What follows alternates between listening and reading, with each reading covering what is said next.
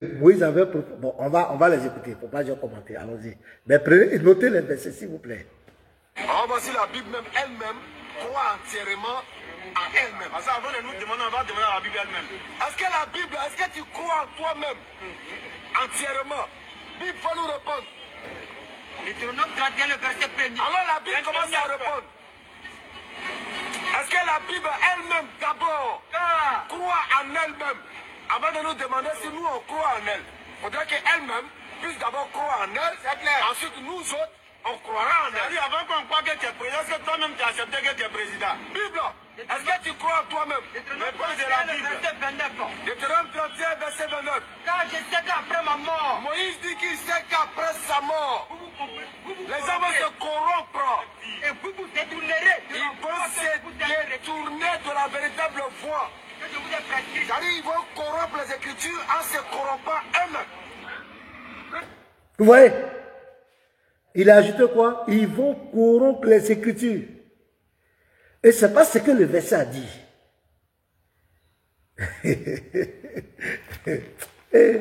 Les frères, on a du boulot, hein? Les gens croient que c'est de l'amusement. Deutéronome 31, verset 29. Je vais lire. Car je sais qu'après ma mort, vous vous corromprez et que vous vous détournerez de la voie que je vous ai prescrite et le malheur finira par vous atteindre quand vous ferez ce qui est mal aux yeux de l'Éternel au point de l'irriter par l'œuvre de vos mains. Ce verset ici ne parle pas que quelqu'un va falsifier la parole de Dieu. Soyons honnêtes. Le verset parle du comportement que les Juifs vont avoir. Ils vont se détourner. C'est-à-dire qu'ils ne vont plus obéir à la parole de Dieu. Mais le verset ne dit pas qu'ils vont corrompre la parole de Dieu. Le verset n'a jamais dit ça. Mais lui, il a mis ça dedans. Ils vont se corrompre et ils vont corrompre la parole de Dieu. Moïse n'a jamais dit ça. Mais pourquoi il ajoute ça? Parce qu'il veut préparer l'esprit des gens à dire que la Bible qui est là a été falsifiée, que Moïse est en train de dire que la Bible va être falsifiée. Les gens vont rendre la Bible, la parole de Dieu, caduque. Ils vont introduire des choses, des mensonges dedans. Ils vont mettre toutes sortes de choses dedans. Et l'objectif, c'est quoi? C'est pour que tu doutes de cette Bible. Parce que si on te dit que la Bible que tu as a été corrompue, et on ne te dit pas à quel degré ça a été corrompu, tu ne vas plus mettre ta foi en tout ce qui est écrit dedans. Tu auras des réserves. Donc, il met le mot exprès. Vous allez voir, je vais vous montrer plusieurs vidéos. Vous montrer l'importance de l'apologétique. Vous montrer l'importance qu'on ne doit pas se taire. Et qu'on doit se soutenir. Ce n'est pas l'heure de vouloir museler quelqu'un, empêcher quelqu'un de s'exprimer. Non. Et ils s'en foutent, ils sont subventionnés, ils sont soutenus. Pour s'attaquer à notre foi. Mais qu'est-ce que les chrétiens font? Donc, je reprends, on va reprendre. Vous allez écouter son commentaire. Écoutez. Verset 29. Car je sais qu'après ma mort, Moïse dit qu'il sait qu'après sa mort, les hommes se corrompent. et vous vous détournerez de Ils la vont voie se que je vous ai prescrit. détourner de la véritable voie. Que je vous ai prescrit. C'est-à-dire ils vont corrompre les Écritures en se corrompant eux-mêmes. Premier élément. Donc, il dit, ils vont corrompre les Écritures. Or, ce n'est pas écrit. Dieu a-t-il réellement dit? Dieu a dit, c'est comme ça, le diable a eu Ève.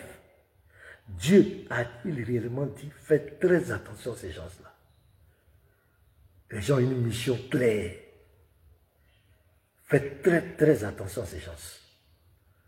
On continue. Écoutez le deuxième verset qu'il va prendre. Là, c'est Jérémie 8:8. On va aller prendre ça encore. Prenez Jérémie 8:8. On va anticiper. Là, quand il va faire son commentaire, on le refuse. Et c'est ce qu'on doit faire. Il y a une chose de rester dans les 4 murs.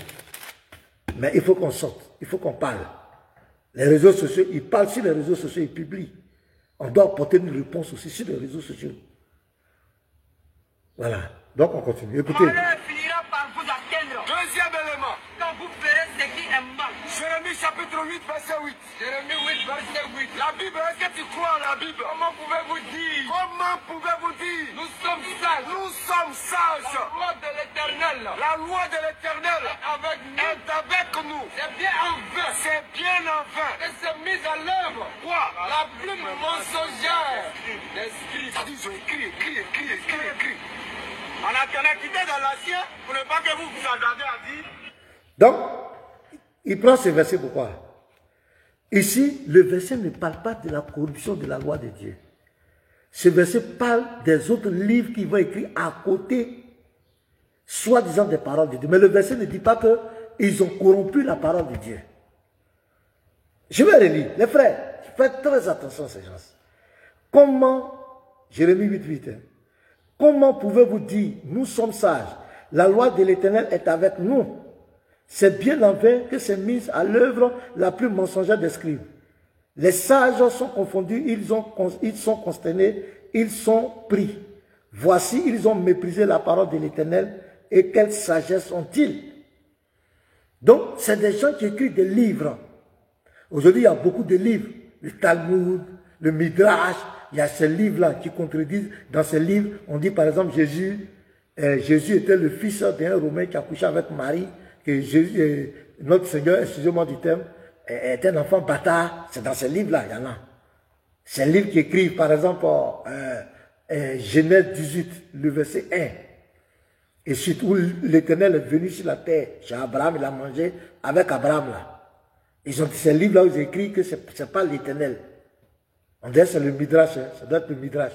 Où dedans il est écrit que c'est 3 anges, Raphaël, Gabriel, et puis c'est pas, c'est 3 anges. Ce sont des plumes mensongères, c'est-à-dire qu'ils sont écrits pour venir combattre la parole de Dieu. Mais ici, ça ne parle pas de la corruption de la loi de Dieu.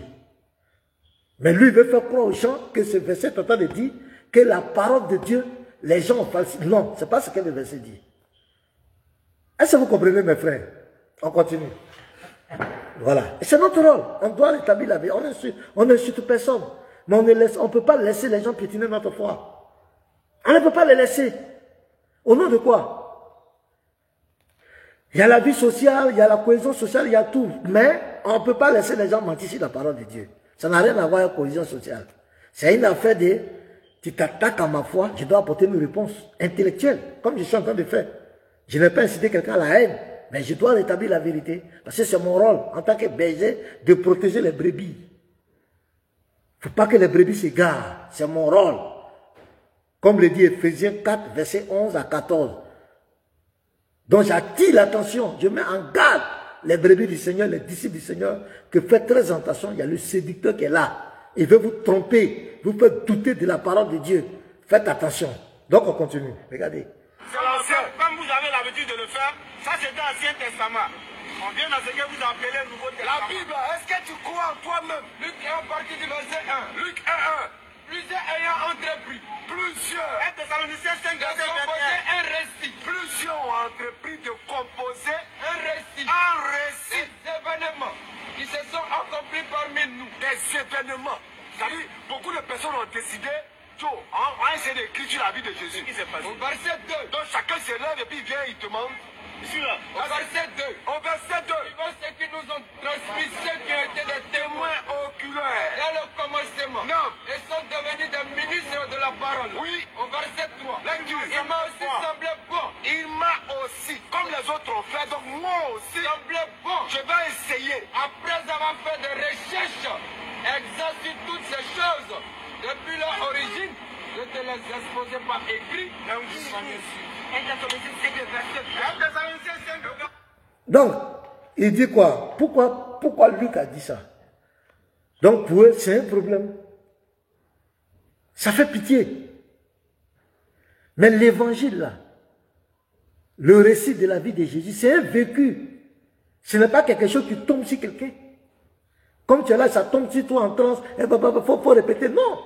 C'est un vécu. L'évangile, c'est la bonne nouvelle. C'est un vécu. C'est la vie du Messie sur terre.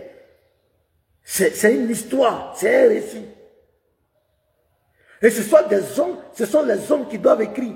Où est le problème? Mais ils citent ça. Pour vous amener à faire, pour vous faire comprendre que ce sont les hommes. Mais ce sont les hommes qui vont écrire. Dieu qui écrit sa parole passe par les hommes. Eux là, les livres là.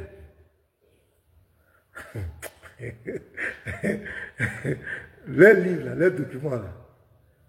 Je vais vous faire une petite anecdote. Parce que c'est ça aussi. Pour que la personne comprenne bien. Vous savez, quand le prophète est mort, les temps qui ont suivi, il y avait plusieurs courants. Il y avait plusieurs courants. Il y a un calife hautement. Comme il y avait plusieurs, c'est-à-dire le livre est corrompu. Donc il fallait faire des tris. Quand on trie quelque chose, ça veut dire que c'est mélangé de faux et de vrai. Il faut maintenant trier pour enlever le vrai et puis rejeter le faux. Donc c'est lui, avec la force, qui va trier les courants et il va brûler les autres courants. Et c'est ce qui fait qu'aujourd'hui, entre eux et les chiites, ils ne s'entendent pas.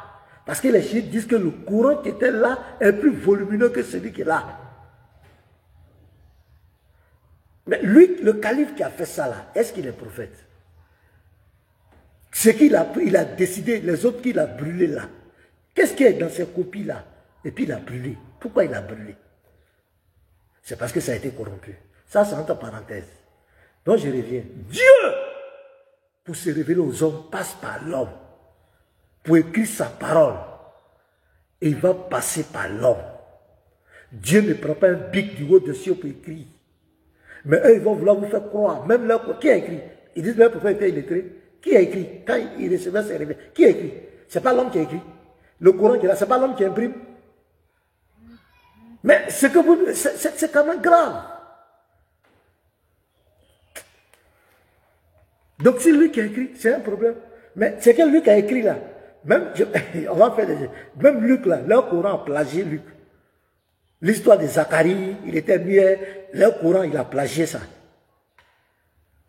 Ah, vous voyez que lui qui est descendu du ciel vient plagier les écrits d'un homme. L'histoire de Zacharie là.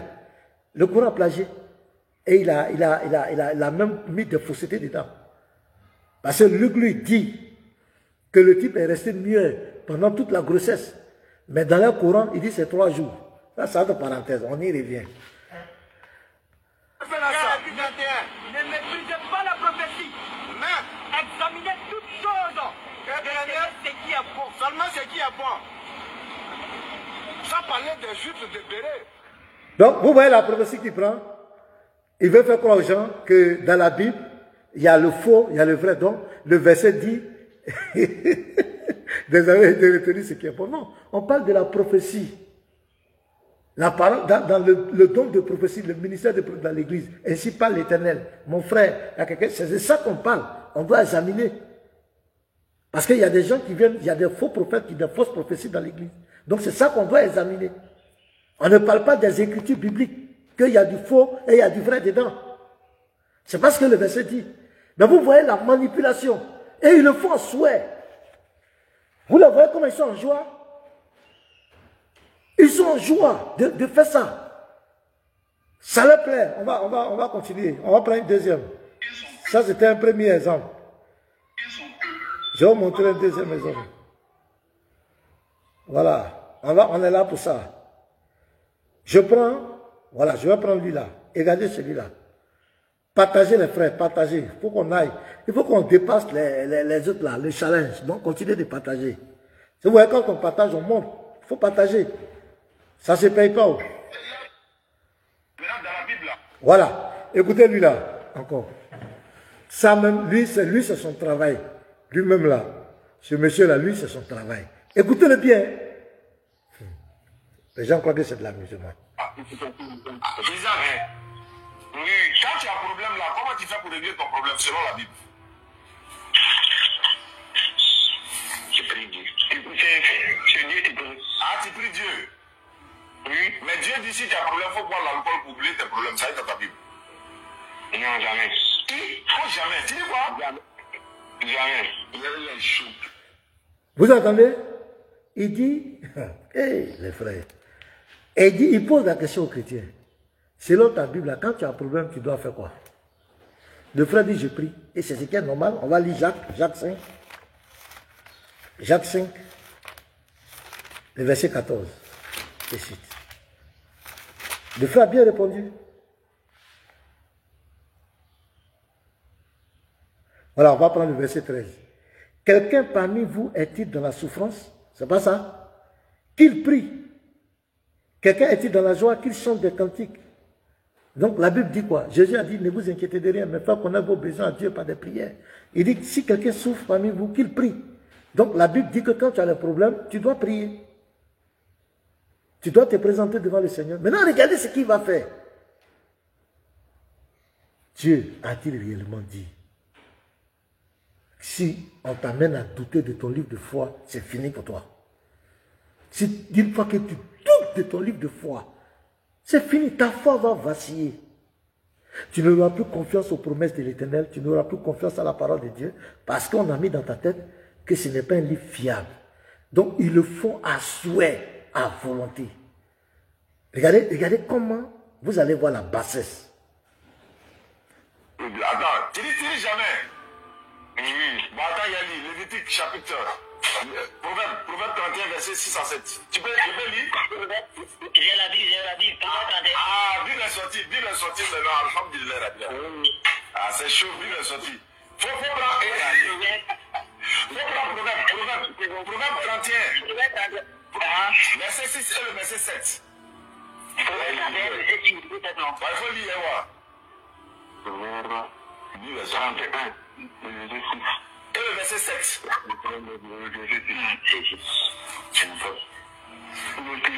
Proverbe 31, verset 6 et verset 7. Voilà, je viens.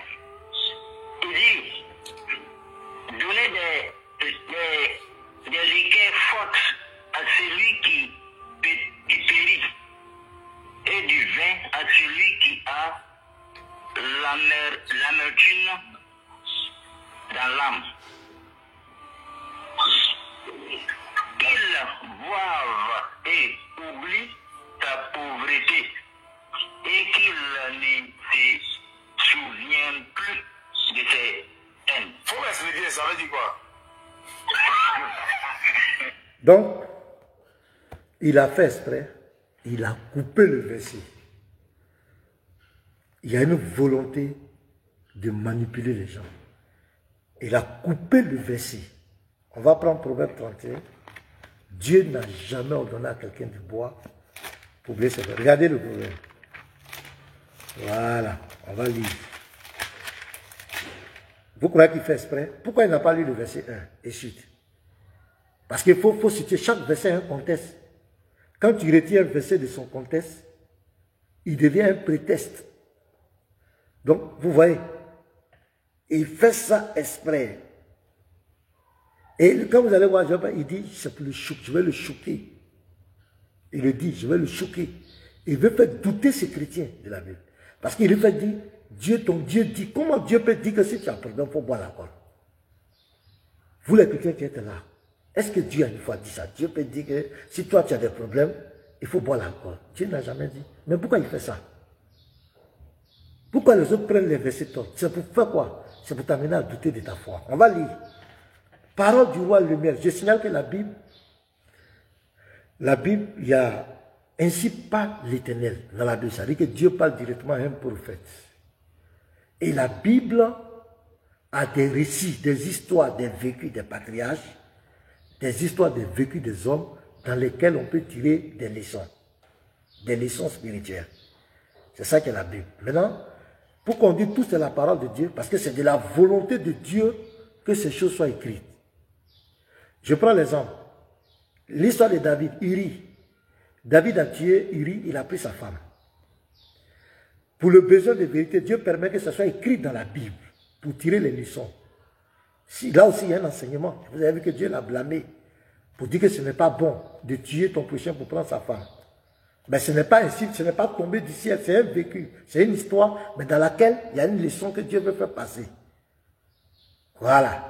Donc ici aussi, dans Proverbe 31, c'est l'histoire d'une reine et d'un roi qui est conseillé par sa maman.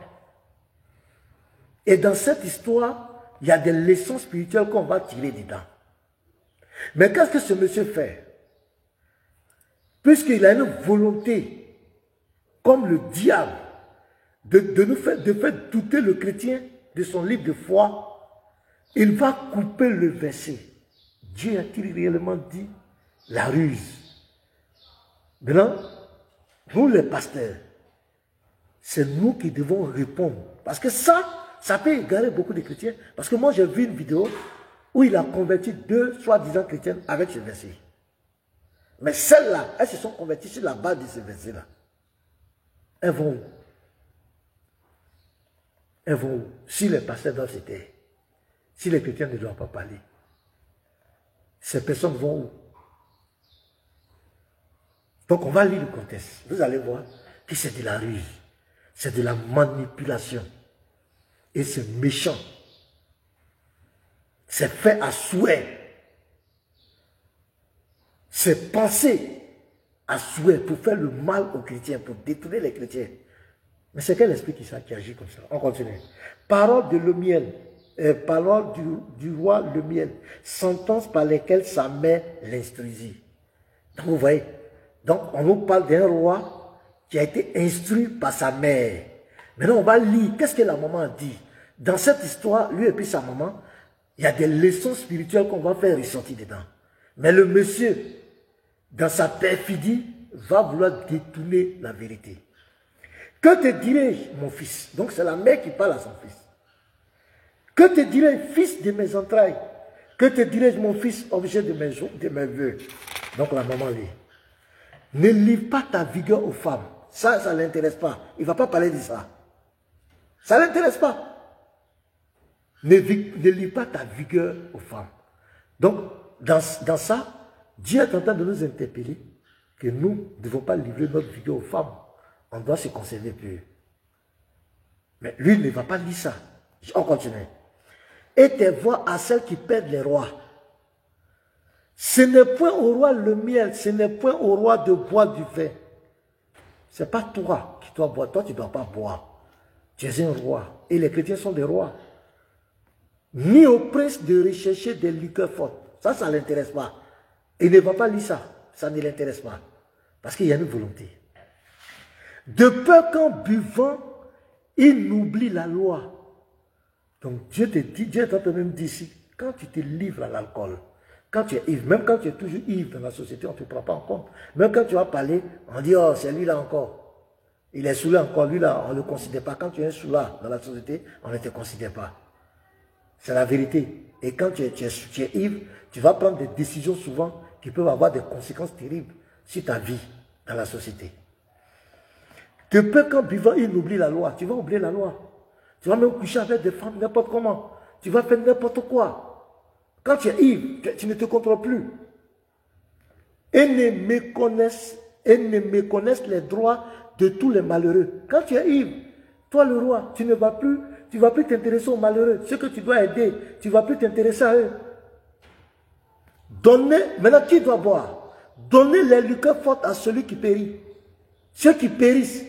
Et du vin à celui qui a l'amertume dans l'âme, qu'il boive et oublie sa pauvreté. Donc ces personnes-là qui doivent boire, ce sont ceux-là qui doivent périr et qui ont mis, parce que ces personnes-là n'ont plus d'espoir dans la vie, et ils boivent pour oublier leurs problèmes. C'est à eux-là qu'on doit donner l'alcool. Parce qu'eux, ils boivent, ils te disent qu'en buvant, ça va enlever leur amertume. En buvant, ça va régler leurs problèmes. C'est ceux-là qui doivent boire. Mais toi, mon fils,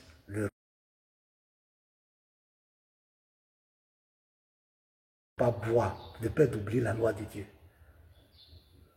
Est-ce que vous comprenez? Toi, le chrétien, tu ne dois pas boire. C'est celui qui doit périr, qui doit boire. L'insouciant, l'inconscient. Tu crois que l'alcool peut le faire sortir de la pauvreté, peut le faire oublier sa pauvreté, son amertume. C'est lui la salut de boire, mais ce n'est pas toi, le roi. Je continue la lecture. Ouvre ta bouche pour le miel, pour la cause de tous les délaissés. Ça, c'est le verset 8. Tout ça, ça ne l'intéresse pas. Ouvre ta bouche, juge avec justice. Il ne faut pas être saoulé. Il ne faut pas être saoulé, il ne faut pas être un ivrogne. C'est ceux qui périssent là qui doivent boire. Ce n'est pas toi. Le chrétien, mon fils, ce n'est pas toi qui dois être un ivrogne. Voilà ce que le verset dit. Voilà le contexte du verset. Mais le monsieur, oui, Shalom Roger de Congi, j'attends mon bonne année. Hein. J'attends mon bonne année. Donc, j'ai dit, pourquoi il coupe? Il a coupé le verset. Il coupe le verset volontairement pour égarer les gens. Ce n'est pas ce que le verset dit. Mais pourquoi ils font ça? Parce que, ils ne sont pas de Dieu. Ce sont les antichrists. Ils veulent détruire la foi en Christ. Qu'est-ce que les chrétiens doivent faire? Non, ce n'est pas une épée. Ce n'est pas avec un fusil. C'est ce que je suis en train de faire là. C'est ce que les chrétiens doivent faire. Pour comprendre. Aujourd'hui, les 2275 personnes qui sont en train d'écouter ont compris. Et demain, ça va vous permettre de répondre à d'autres personnes. Donc, vous voyez, c'est de façon volontaire qu'ils le font. Dans l'objectif de détourner les gens de la foi. Dieu a-t-il réellement dit? Le diable n'a pas changé. Le diable, quand il a opté pour une stratégie que ça marchait, c'est la même stratégie. Il sait que ce n'est pas là, en s'attaquant à la parole de Dieu, en faisant douter Ève de la parole de Dieu, qu'il a pu les faire tomber. Le diable ne va pas changer. Il va continuer. Seulement, il y a des suppôts, des agents qu'il va utiliser pour faire ça. On continue. Je tourne. Donc, ça fait un deuxième groupe des prédicateurs musulmans. Je vais aller prendre un troisième. Je prends un troisième. Vous allez voir un peu. Écoutez. Attends, ce que je veux savoir. Voilà. Écoutez-lui là aussi. Ça, c'est Dédé Bénin. Écoutez-le aussi. Ce qu'il va faire aussi. Et tout ça, c'est pour que vous doutez de la parole de Dieu. La Bible est falsifiée. La Bible n'est pas la parole de Dieu. Donc lui aussi, on va écouter son argument et puis on va déconstruire sa propre. C'est tellement facile. Oh. Je ne parle pas des autres personnes qui ont assisté. Je parle des apôtres spécialement. Les apôtres là, ils étaient au nombre de 12 ou bien ils étaient au nombre de 11. Les apôtres. Ils étaient au nombre de 11 parce que Judas et Cariote n'étaient plus parmi. D'accord. Si tu peux me prendre 1 Corinthiens 15, on va lire. Quand tu as dit au nombre de 11, on va voir ce que la Bible dit. Vas-y. Tu veux prendre 1 Corinthiens 11, 1 Corinthiens 15 par exemple. Ok. 1 Corinthiens 15, versets 4 à 5. Donc, j'avais posé la question, est-ce que lorsque Jésus est apparu après sa résurrection, est-ce qu'il est apparu aux 11 apôtres ou bien aux 12? Toi, tu as dit aux 11. Maintenant, on va voir, est-ce que c'est toi qui dis vrai, bien c'est la Bible qui dit vrai? Il a été enseveli et qu'il est ressuscité le troisième jour selon les Écritures. Et qu'il est apparu à Céphas, puis aux 12 apôtres. Donc, Jésus est apparu à combien d'apôtres ici? J'ai dit tout à l'heure. Hein? Est-ce que vous allô? Oui, je vous reçois. Hein? Donc, vous voyez, ce qu'il dit, il faut apprendre, il faut étudier, il faut écouter. Il dit, Judas Iscariote est mort avant la crucifixion du Christ et avant sa résurrection. Judas Iscariote était parmi les 12 apôtres. Judas Iscariote est mort, donc il reste 11. Maintenant, l'apôtre Paul, dans 1 Corinthiens 15, versets 4 à 5, dit que le Christ est apparu aux 12 apôtres.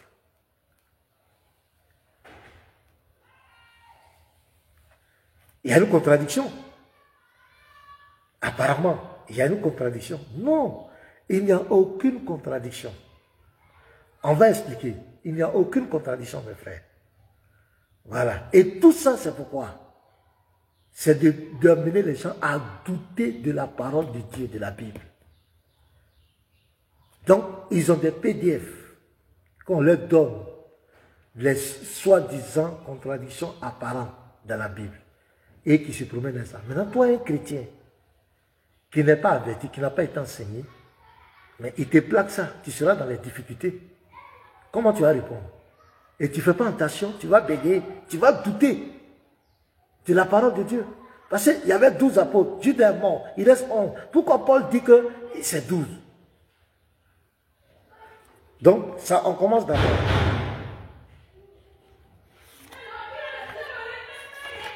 On va prendre Jean 20.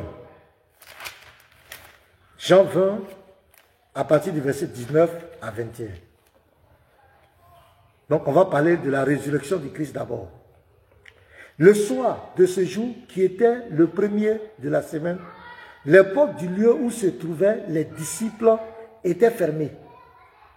À cause de la crainte qu'ils avaient des Juifs, Jésus vint, se présenta au milieu d'eux et leur dit: la paix soit avec vous.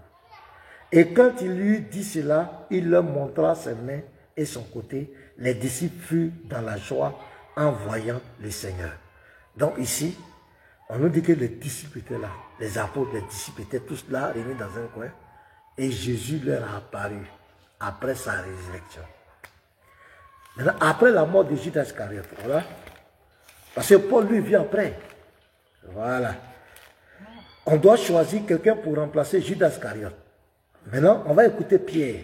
Dans Acte 1, à partir du verset 15 jusqu'au verset 26. On va lire. Vous allez comprendre pourquoi Paul a dit 12 apôtres. Voilà. En ce jour-là, Pierre se leva au milieu des frères. Le nombre des personnes réunies étant d'environ 120, et il dit: hommes frères, il fallait que s'accomplisse ce que le Saint-Esprit, dans l'Écriture, a annoncé d'avance, par la bouche de David au sujet de Judas, qui a été le guide de ceux qui ont saisi Jésus. Il était compté parmi nous. Donc Judas était compté parmi les 12. Et il n'avait pas au même ministère, il était apôtre. Cet homme ayant acquis un champ avec le salaire du crime est tombé, s'est rompu par le milieu du corps et toutes ses entrailles se sont répandues. La chose a été si connue de tous les habitants de Jérusalem que ce champ a été appelé dans leur langage Akeldama, c'est-à-dire champ du sang. Or, il est écrit dans le livre des Psaumes que sa demeure devienne déserte et que personne ne l'habite. Qu'un autre prenne sa charge. Donc, il doit être remplacé. Il faut donc que, parmi ceux qui nous ont accompagnés tout le temps, que le Seigneur Jésus a vécu avec nous, depuis le baptême de Jean jusqu'au jour où il a été enlevé du milieu de nous, il y en ait un qui nous soit associé comme témoin de sa résurrection. Donc, Jean 20, le verset 18 à 19, là-bas, la Bible dit qu'il a apparu aux disciples. Donc Pierre est en train de dire que pour que celui qui doit remplacer Judas soit quelqu'un qui a été témoin de sa résurrection, à qui Jésus a apparu. Écoutez très bien. Ils en présentaient deux: Joseph, appelé Barsabas, surnommé Justice, et Matthias. Donc, on nous présente deux disciples qui étaient non seulement témoins de sa résurrection où Jésus a apparu, qui va devenir l'apôtre qui remplace Judas Iscariote. Écoutez très bien. Donc quand Paul, lui, vient après, il prend en compte Matthias. Non seulement, Jésus a apparu à Matthias aussi. C'est Pierre qui dit ça ici, témoin de la résurrection. Et il est devenu apôtre. Donc Paul, lui, en même temps, il remplace Judas par Matthias. Matthias est en même temps apôtre et Jésus lui a apparu aussi. Il était parmi les disciples, c'est Pierre même qui le témoigne. Donc quand Paul lui vient parler des 12 là, il compte en même temps Matthias, qui était témoin de la résurrection. Jésus lui a apparu aussi. Donc il n'y a aucune contradiction. Il n'y a aucune contradiction. Puis c'est 1 Corinthiens 15, c'est Paul qui écrit. Lui, il est venu après. Matthias était déjà choisi. Et il est apôtre, il était témoin de la résurrection étant disciple. Donc, quand il dit qu'il a apparu aux 12, Matthias était dedans. Il a apparu là, Matthias était là. Et il est l'apôtre qui a remplacé Judas Iscariote. Mais lui, il va prendre ça pour amener le chrétien à douter de son livre de foi. Alors que la chose est tellement simple. Ce n'est pas une contradiction. Vous voyez l'importance de l'apologétique. Il faut qu'on parle, les frères. Il faut qu'on prêche.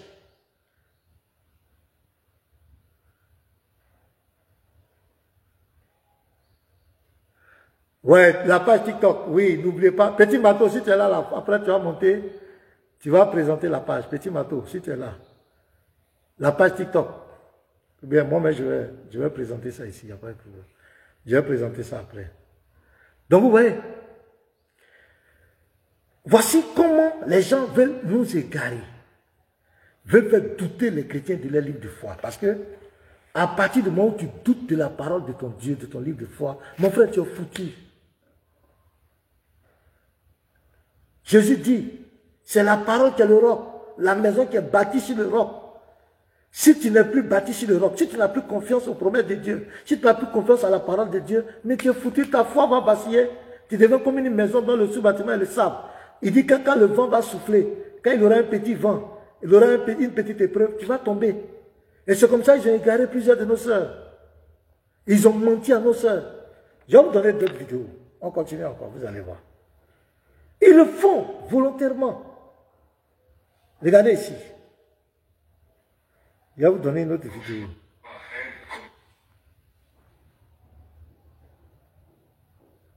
Excusez-moi, ça charge. Pourquoi la vidéo là fait ça? Les musulmans chrétiens. Voilà. Il va aborder quelqu'un dans la rue. Regardez. Hein. Et tout ça, c'est pour vous faire douter de votre foi. Regardez, c'est le même. Chrétien. D'accord. Jésus-Christ est qui pour vous? Jésus-Christ est notre Dieu. Il est Dieu. D'accord. J'aimerais, on va lire un verset s'il vous plaît.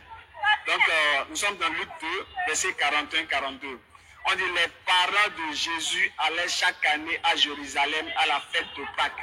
Lorsqu'il fut âgé de 12 ans, ils y montèrent selon la coutume de la fête.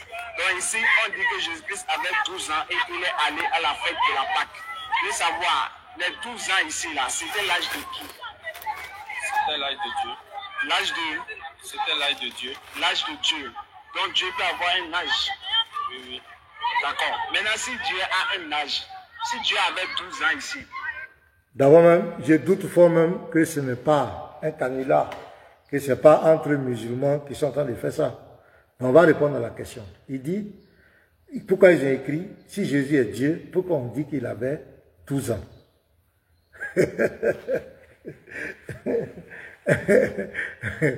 Ouais, tu dis qu'il est Dieu, et puis tu dis qu'il avait 12 ans. On va lire Philippiens 2, les chrétiens.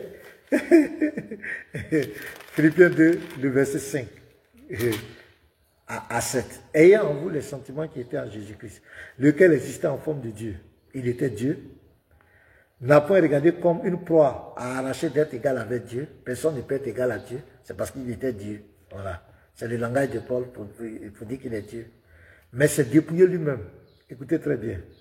En prenant une forme de serviteur, en devenant semblable aux hommes, en devenant semblable aux hommes.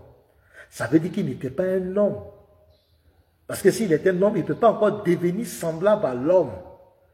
En devenant semblable aux hommes. Et ayant paru comme un simple homme, il est rentré dans sa création comme un simple homme. Un simple homme à un âge.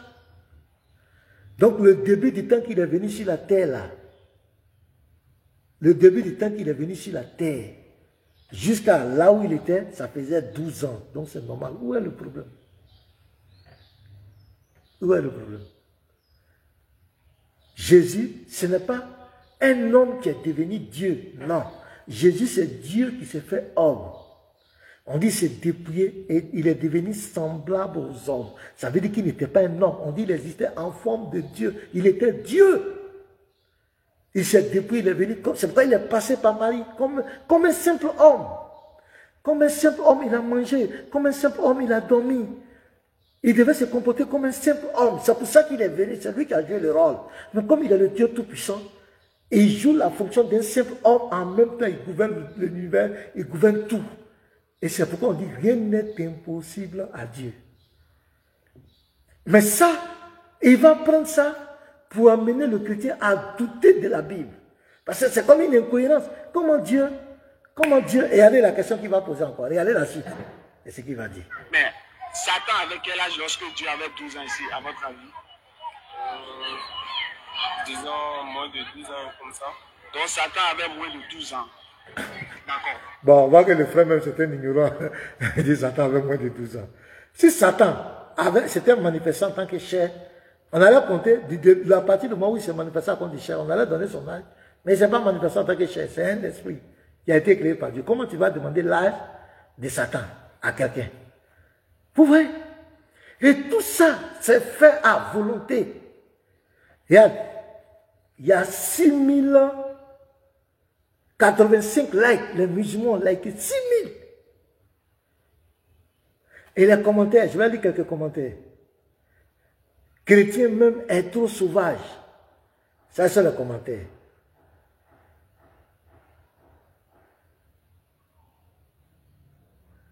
Jean, Dieu, lui, est grand frère, et puis Satan est petit frère, et ça se moque. Qu'Allah lui fasse grâce de connaître la vérité et de suivre. Vous voyez, à cause de ça.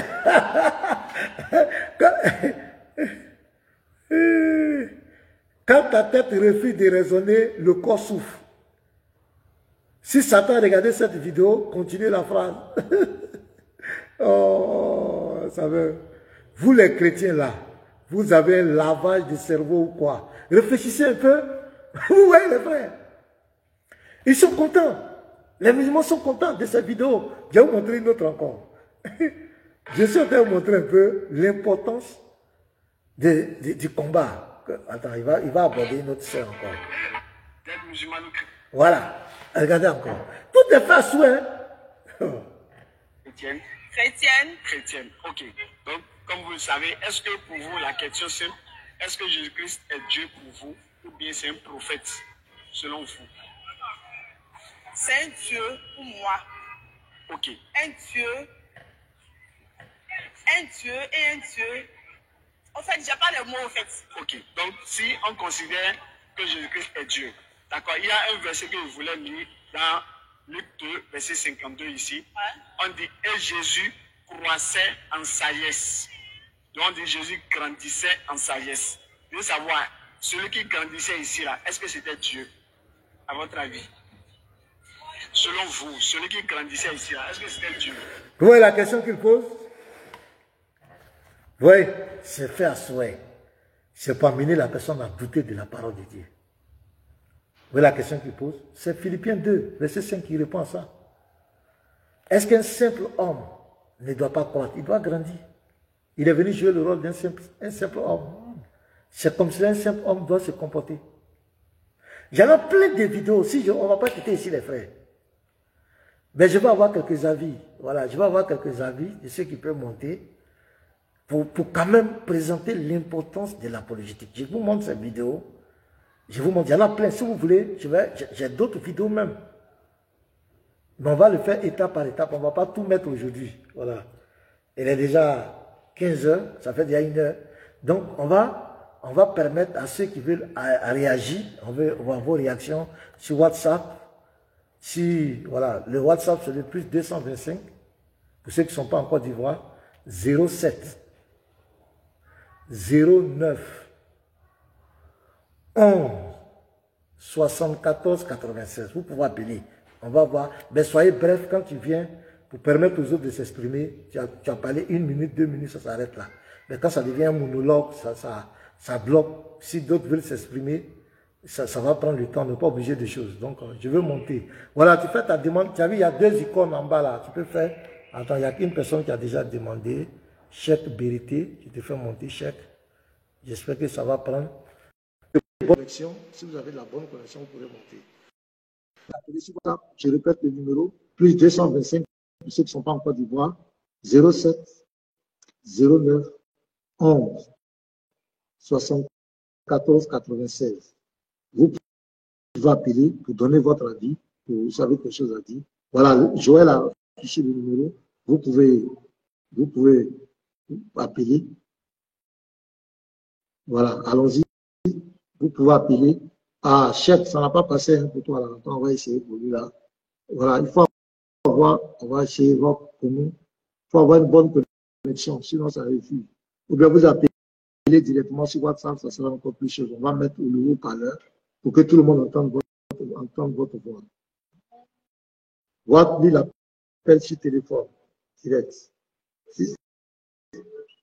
Allô, Watt, tu as la parole, hein, tu es en direct. Oui. Bonjour, bonsoir, pasteur. Bonsoir, Watt.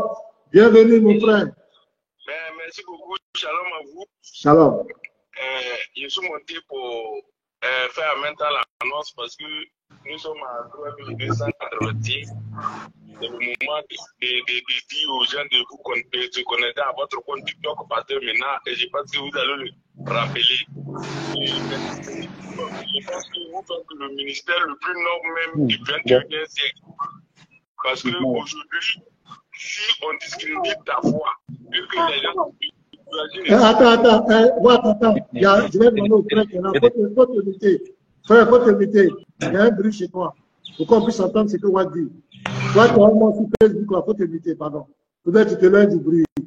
Voilà, faut te muter. Faut muter ton micro. Allons-y, Watt.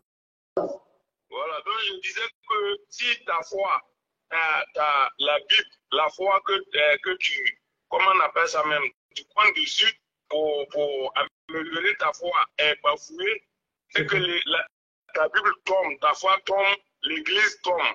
Donc je pense qu'aujourd'hui, 21e siècle que nous sommes là, c'est le ministère même, le noble ministère même que vous êtes en train de faire. Et que je dis aux autres frères chrétiens d'étudier vos livres, de suivre les lives TikTok. Si vous ne pouvez pas faire les débats, tout le monde n'est pas appelé à faire débat. Mais néanmoins, de suivre les frères qui font les débats sur TikTok pour pouvoir réfuter, avoir des arguments pour réfuter ces menteurs-là. Parce que quand vous voyez de plus près, c'est le même Satan qui est descendu dans le jardin d'Éden, qui a blagué Adam et Ève. C'est le même Satan qui est descendu à notre siècle pour venir discréditer la parole de Dieu. Et soyez fiers, chers chrétiens, que nous avons des frères aujourd'hui, que Dieu les a suscités pour venir contrecarrer ces frères-là. Au début, où on n'avait pas les trucs, comment on appelle ça même, les frères n'étaient pas là, il fallait voir ces frères-là, à chaque live des chrétiens qui faisaient les descendants. Aujourd'hui, ils n'arrivent plus, ils sont cloîtrés dans leur live, ils ne peuvent pas sortir, il ne faut que discréditer les frères.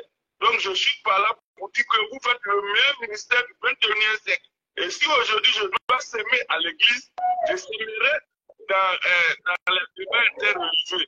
Voilà, que Dieu me donne les moyens d'acheter des ordinateurs, des portables pour vous donner. Et les frères, c'est ce que nous devons faire. Je ne dis pas de ne pas s'aimer dans les églises, mais s'aimer aussi ici. Que Dieu vous bénisse, que Dieu bénisse votre ministère. Shalom à vous. Amen. Merci, Watt. Ok. Plus 225 07 09 11 74 96. Appelez pour donner votre avis sur l'apologétique et sur tout ce qu'on vient de voir. Le frère qui est en direct là, tu as la parole. On t'écoute. Est-ce que tu ne peux pas fermer la caméra? C'est un peu flou là. Et ça ne va pas jouer. Voilà, pour mettre mode audio, c'est mieux. Sinon la caméra est floue. Je ne sais pas. Bon, vas-y, tu peux parler. Vas-y.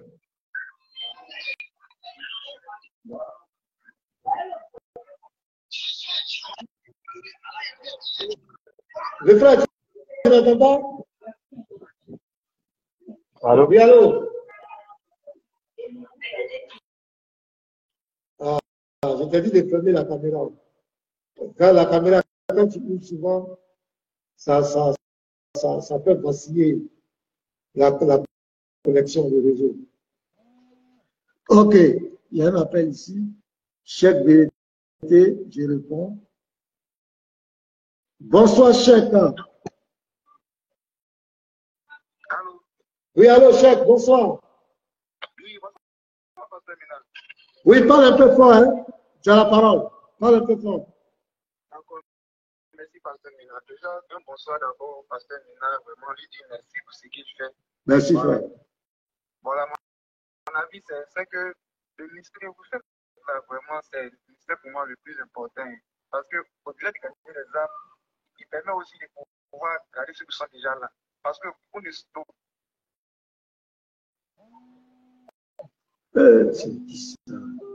la vérité. Parce que même pour la parole de Dieu, vous voyez.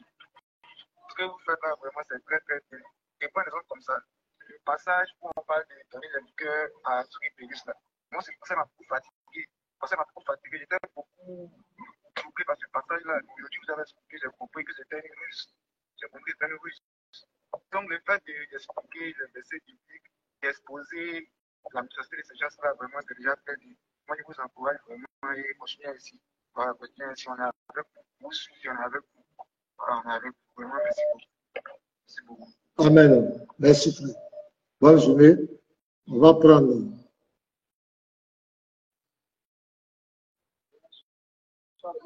Bonsoir, mon frère. Comment tu vas? Ouais, merci. Au pays des hommes intègres.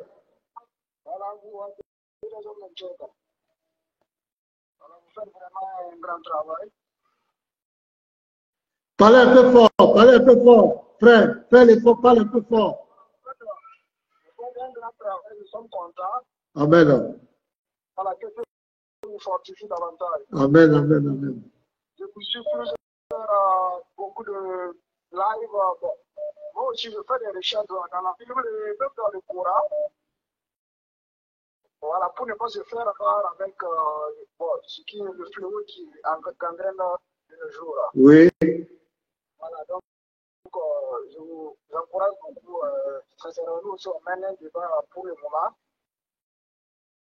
Voilà, pour essayer d'aller un peu à la hauteur, quoi. Sinon, c'est pas simple. Avec nos frères chrétiens, des fois, ils ne comprennent pas, mais ils n'étudient même pas la Bible, ni le Coran. Ils se lèvent, ils se convertissent sans avoir quand même une connaissance même des deux livres. Merci, frère. C'est clair. Ah, son truc est coupé là-bas. Je vais prendre André.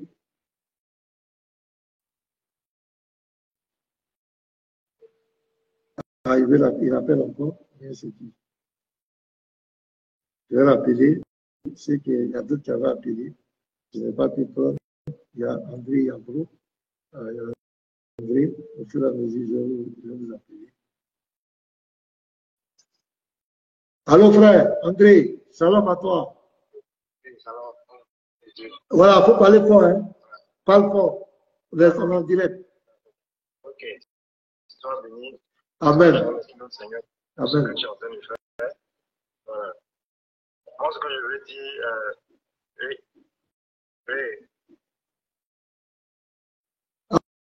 Allons-y, on t'écoute, hein, frère. D'accord, d'accord. Donc, j'étais en train de dire que aujourd'hui, j'étais entendu sur TikTok, je voulais exposer comment on appelle, une stratégie de Oustaz de l'année. C'est-à-dire qu'il y a peut-être une liste de versets déjà écrits, versets bibliques déjà écrits. Maintenant, il pose la question, par exemple, il peut te demander si Jean 3, 16 un verset. Donc, s'il dit que tu ne connais pas, il dit d'accord. C'est qui ça? Une fois que tu as pas le verset, tu m'entends? Oui, j'entends, il y a quelqu'un qui avait fait un appel là. Vas-y. Ok. Donc, il trouve cette stratégie pour pouvoir montrer aux autres qui, qu'on appelle, qui connaissent. Moi, je les ai affrontés ici à Jean Yopougon, sur Jean 1. En même temps, le modérateur a coupé mon micro. Tu comprends, non? Le modérateur prend le micro. Et moi, je dis que ces personnes-là, le plus souvent. Oh, le frère, il est en ligne. Quand quelqu'un parle, vous appelez là. En fait, freiner l'impact et la puissance de l'évangile pour ne pas que les frères musulmans soient convertis. Mais malheureusement, malgré cela, en Algérie, on a déjà gagné tout un pays et la puissance de Dieu est à l'œuvre. Donc, je vais m'arrêter là pour moi. Peut-être après, si je peux rebondir. Merci, frère. Que Dieu te bénisse. Merci pour ta participation. Il y a d'autres appels, donc nous sommes obligés de te. Voilà, désolé. Il y a d'autres appels. Il y a ici, j'appelle Brico. Il y a beaucoup d'appels. Appelez sur WhatsApp, c'est mieux. Et si quand vous voyez quelqu'un déjà en ligne, ce n'est pas la peine d'appeler. Laissez, j'ai dit aux gens de faire 2 minutes, 1 à 2 minutes. Donc, patientez. Mais quand la personne entend de parler que vous appelez, ça a été fait et puis on n'entend pas ce que la personne dit. Bon, Brico n'est plus là. On va ce qui encore qui était là. Bon, je vais prendre ici. Celui qui est ici, je vais le prendre. Descends, Ibel Loulou. J'espère que tu as une bonne connexion. Ça va prendre, parce que pour monter ici, là, il faut que la connexion soit vraiment au top. Sinon, ça ne prend pas. Voilà. Partageons, allons-y à 4000. Hein. On a 3276 personnes. Avec le partage, on peut arriver à 4000. Oh non, c'est ici même, on va arriver à 10 000. C'est ici qu'on parle de la vie. Voilà, Brico, je te prends. Bonjour, Brico. Ça va bien? Il faut parler un peu fort. Hein? Oui. C'était par rapport à la partie où vous avez expliqué les 12 apôtres, la connexion avait un peu baissé. Je voudrais que vous reveniez un peu sur cette partie-là, vous expliquer encore. Frère, tu ne vas pas aller revoir la vidéo là? Bon, je n'ai pas annoncé. Non, c'est sur la page. Bon, ok. Je vais t'aider. Tu prends d'abord Jean 20, verset 18 à 19. D'accord. C'est bon? Jean 20, verset 19 à 21. Voilà, 21, 19 à 21. Après, tu prends Acte 1. Donc ici, on parle des disciples qui étaient témoins de la résurrection, où le Seigneur Jésus leur a apparu. Et parmi ces disciples, il y avait Matthias. Et Pierre va le confirmer dans Acte 1, le verset 15 au verset 26. Et c'est parmi, c'est Matthias-là qui va remplacer Judas pour être le 12e apôtre. Donc, quand Paul dit dans 1 Corinthiens 15, verset 4 à 5, que les 12, le Seigneur leur a apparu, donc il prend en compte Matthias, qui est déjà apôtre, qui est apôtre et qui est en même temps témoin de la résurrection de Jésus-Christ. C'est tout. Merci.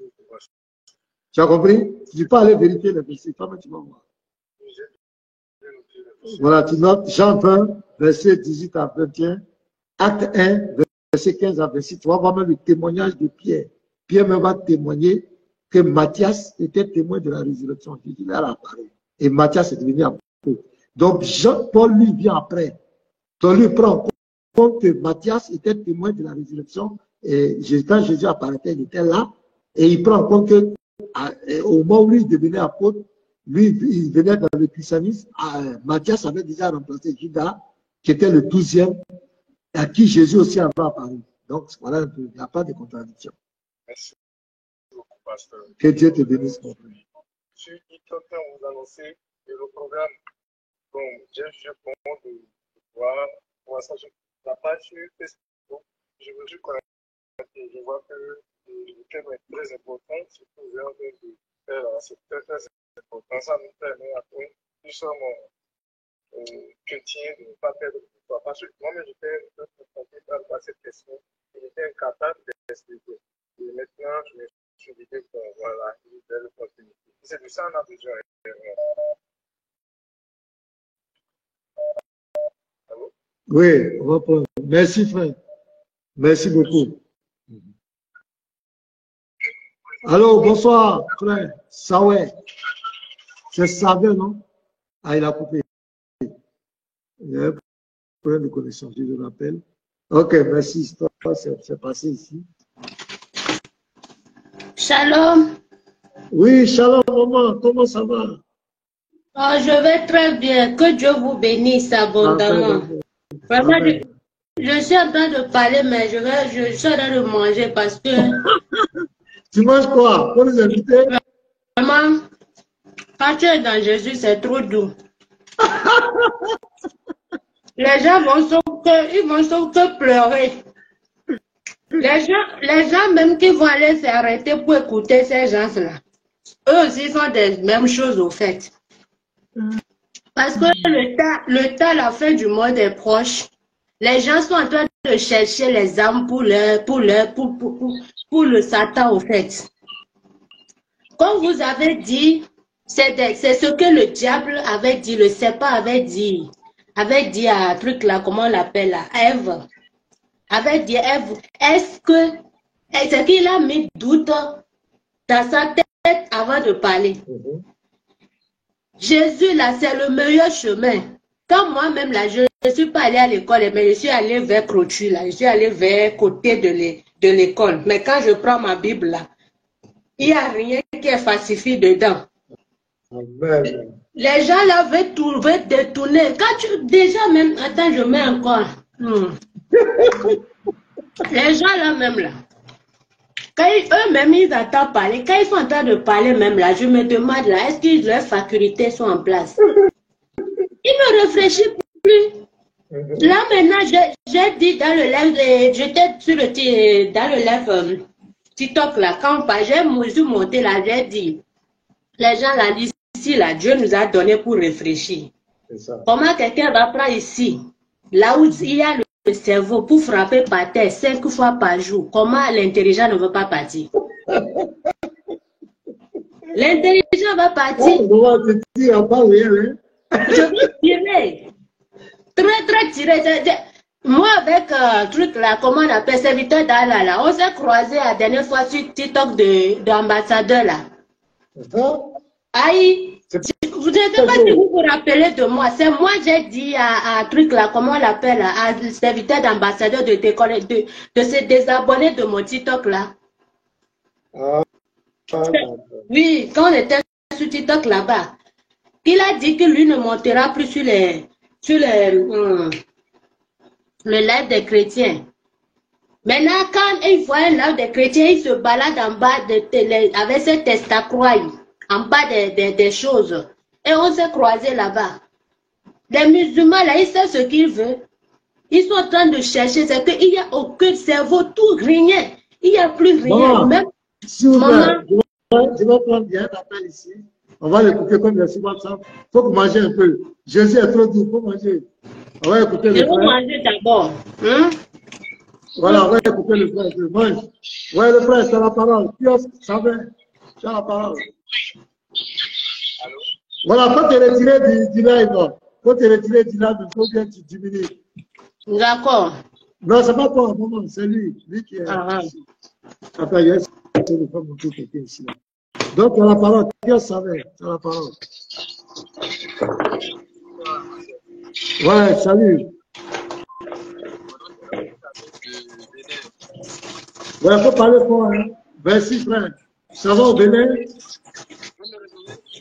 Oui, on te reçoit. On t'a fait parler fort. Je voulais parler par rapport au dernier vidéo là. Oui. Le gars, il est à Parakou en 2021, on a eu un débat là. Leur objectif principal, c'est de te faire réciter les choses à la fin. Je ne sais pas si vous pouvez. Ouais, je sais faire la chambre, donc c'est pas pour là. Allô? Oui, allô, frère, faut parler, tu as la parole. Voilà. En fait, en 2021,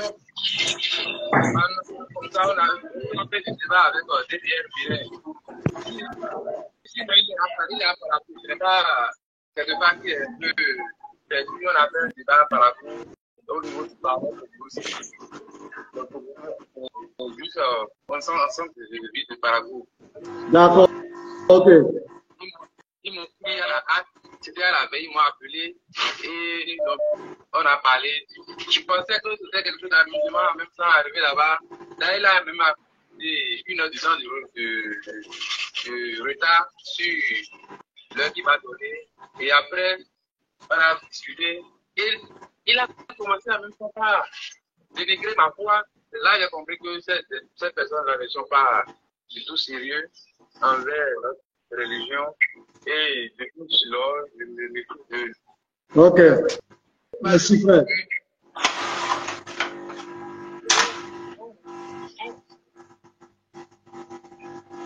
Pardon, sa connexion n'est pas ça. Ouais, allez-y, frère. Ouais, le frère Céleste. Attends, le frère Céleste va parler, vous allez parler. Mettez vos micros là, s'il vous plaît. Ouais, Frère Céleste, à la parole. Le WhatsApp, vous qui êtes déjà en haut ici, vous êtes avec moi, on va privilégier celle de WhatsApp. Oui, Céleste, tu as la parole, Frère Céleste. Oui, shalom, pasteur, shalom à tous. Shalom, Céleste, Frère Céleste. Je fais l'appel juste pour poser une question par rapport à, je ne sais pas si c'était la Bible qui a fait sortir le verset où Moïse provient du peuple des Arêtes de ce qui se passera après sa mort. Et ils ont donné leur interprétation fantasmique. Ils se sont mis à fantasmer sur ce verset-là. Moi, je me dis, mais avant de venir se jeter sur ce verset-là, est-ce qu'ils prennent la peine eux-mêmes d'abord d'analyser leurs propres sources? Mohamed sur le point de mourir, je demande à ses fidèles serviteurs, ses fidèles compagnons, apportez-moi de quoi écrire, afin que je mette ce qui permettra que vous ne puissiez pas vous égarer après ma mort. Omar, qui est visiblement le nouveau prophète, interdit le Momo de leur donner ce qui devait leur permettre de ne pas se perdre après lui. Je me pose la question, entre ça là, entre des gens qui interdisent, qui empêchent leur prophète de leur donner la dernière instruction qui est vitale pour leur salut, et le peuple d'Israël à qui on a averti que voilà ce qui va arriver si après ma mort. Qu'est-ce qui est plus grave? Entre ces deux, eux à qui on leur a empêché. Donc, Omar et toute sa bande empêchaient Mohamed à donner la dernière instruction vitale, salutaire à tous les musulmans. Je me pose la question, est-ce que les musulmans prennent la peine de réfléchir sur la gravité de cet acte-là? Mais cette instruction-là qui veut être donnée, mais c'est l'islam. Mais pourquoi aujourd'hui l'islam est perdu? Peut que la dernière instruction qui devait leur permettre de ne pas s'égarer, ils n'ont pas eu ça. Mais si on n'avait pas eu cette instruction-là, donc aujourd'hui c'est normal qu'ils sont égarés aujourd'hui. Merci, Céleste. Donc, on va avancer. On va écouter. À réfléchir. Merci beaucoup.